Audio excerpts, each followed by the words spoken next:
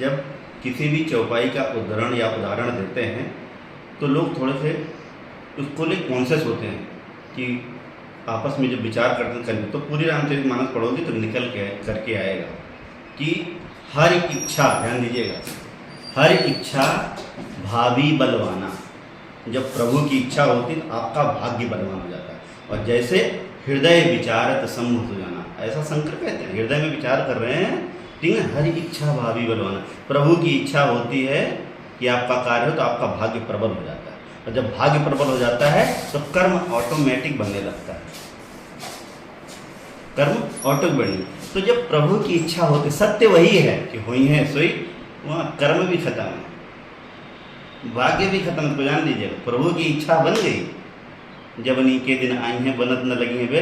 तो आप कभी कभी ऐसा सोचते नहीं, ये तो हम सोचे भी नहीं कि कैसे हो गया।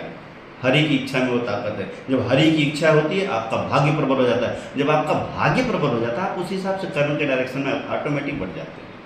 तो ये सरेंडर होना बहुत जरूरी है। जाहि विधि राखे राम था, क्योंकि अंत में चला वही रहा है।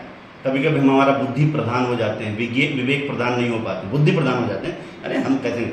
आप वहीं तक देख पा रहे हो जहाँ तक नज़र की दृष्टि जा रही है, उसके आगे भी दुनिया और संसार है। देख के तो देखिए। और नहीं होता तो लोग कैसे ग्रहों पे जाते? उसको देखने की नज़र कुछ और चाहिए।